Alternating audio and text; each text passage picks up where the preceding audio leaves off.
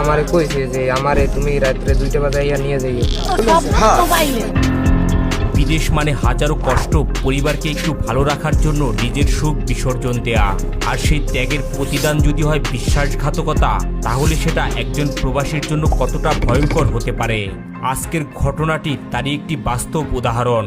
2 সন্তানের জননী তানিয়ার স্বামী সংসারের অভাব দূর করতে পাড়ি জমান প্রবাসে। স্বপ্ন ছিল কঠোর পরিশ্রম করে স্ত্রী সন্তানদের সুন্দর ভবিষ্যৎ উপহার দেবেন, কিন্তু বিদেশে গিয়ে ভালো কাজ জোটানোর আগেই দেশে বদলে যেতে শুরু করে তার স্ত্রীর জীবন।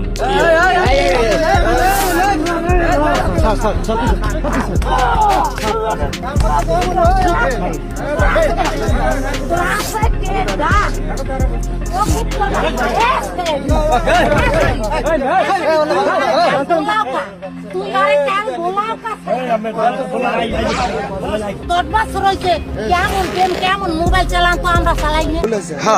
আমার কাছে তো একটা মোবাইল নেই।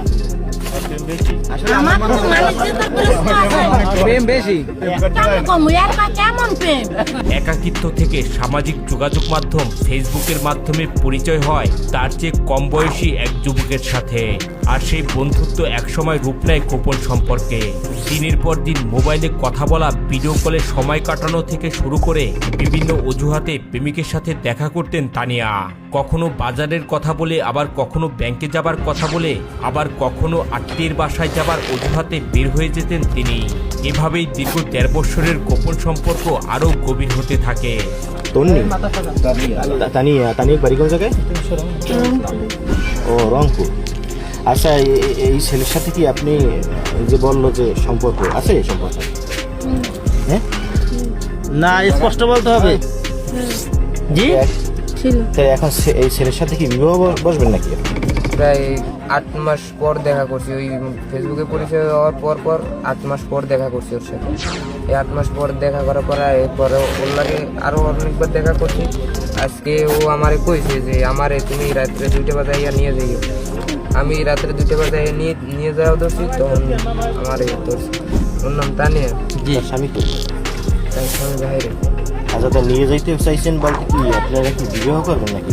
হ্যাঁ হ্যাঁ। ওনার তো 2টা মেয়ে আছে। মেয়েও সহ নিয়ে যাইছেন আজকে না মেয়ে রাখছে? মেয়ে তো রাখে গেছিল। কোথায় রেখে গেছিল? খালি তিশারে নিয়ে যা এদিকে স্যার দর্শে কোন জায়গায় বই আপনারে? দর্শে চেয়ারম্যান বাড়ির সামনে যাওয়ার সময় নাকি? হ্যাঁ। কয়টায়? রাত্রে 3টা 3:30টার দিকে। আপনি এই মহিলার নিয়ে মানে পালাই যাওয়াতে ছিলেন এই অবস্থা ধরছে? হ্যাঁ হ্যাঁ। কোথায় নিয়ে যাইতে চাইছিলেন আপনি? আমার বাড়িতে। আপনার বাসার লোকজন কি মানবে? মানলেও মানাই নিচ্ছে তো। এদিকে স্যার, এদিকে। হ্যাঁ, এদিকে তাকাইতে পারেন না? আপনি কি বিবাহিত? বিবাহ করছে নাকি? না, সে বিবাহিত। হ্যাঁ, এই বাচ্চা গুলো কি আপনি মানিয়ে নিতেন নাকি? বাচ্চা তো ওই আমি জানি ওরে লয়ে যাওয়া দরছিল, এই যে তার তিশারে বাচ্চা আছে এটাও আমি জানি, খালি তিশারে নিয়ে যাইতে চাইছিল। খালি তিশারে নিয়ে এলো। আগের স্বামীর কি তালাক দেওয়া হয়েছে? না। কিভাবে নিলেন ওনারে? ও তো আমার লগে যাইতে চাইতো। তাই? হ্যাঁ। কতদিন ধরে এই সম্পর্ক চলছে আপনাদের? প্রায় 1.5 বছর। 1.5 বছর। তা কতবার দেখা করছি তোর এটা তো ঠিক নেই যে কতবার দেখা করছি। অনেক। এই বাড়ি ছাড়া সর্দানি বই দেখা করছি, তারপর পাথরঘাটা হইয়া, তারপরে ওরে হাসপাতালে আমি ডাক্তার দেখাইতে নিয়ে গেছি। এই বাড়িতে আমি আইছি, ও আমার কালকে সকালে আমার ফোন দিছে, ফোন দিয়া কইতাছে যে আমার রাত্রে 2টা বাজে যদি আইয়া না নাও তাহলে আমার আর কোনো সময় পাবা না, আমার বাড়ি লই যাবি। তা আমি তো রাত্রে 2টা বাজে বই রয়েছি, পরে দিয়ে ওই ঘর থেকে বাইরেছে, ওই ঘর থেকে বাইরে আমি তো ওই জায়গায় বসছিলাম, তো ওই আমার খুঁজে লইছে। তারপরে ওই কইতেছে আমি তিশারে লই যাই, তুমি এই জায়গায় বউ। তারপরে আমি ওই তিশারে লই আইছে, দেশের লইয়া ওর পর আমরা দুইজনে জায়গায় দিয়ে যাওয়া ধরছি, পর আমাকে ধরছি কোন জায়গায় কোন স্পটে বই ধরছে? চেয়ারম্যান বাড়ির সামনে গিয়ে। স্বামীর বিদেশে হাড় ভাঙা পরিশ্রমের সেই কষ্টের টাকা খরচ হচ্ছিল প্রেমিকের পিছনে। স্থানীয়দের দাবি নিজের রূপ যৌবন আর আবেগ দিয়ে কম বয়সী এই যুবককে পুরোপুরি নিয়ন্ত্রণে নিয়েছিলেন তানিয়া। ওর 18 বছর হয় নাই বয়স। সব তো মোবাইলে না, এটা বাবা সত্য শব্দ মোবাইলে। এই মাইয়েটা রেন করে দাও সারারে লইয়া এই মাইয়েটা এবার কে করলে কইলাম না পুরো জাতলে লুসুয়া আমার নাতিনা। এটা শাস্ত্রের কথা। ওই রুমান ওরে ফেরে হালাইলে ও কি করবে? ও কি করবে কোন আপনারা কোন?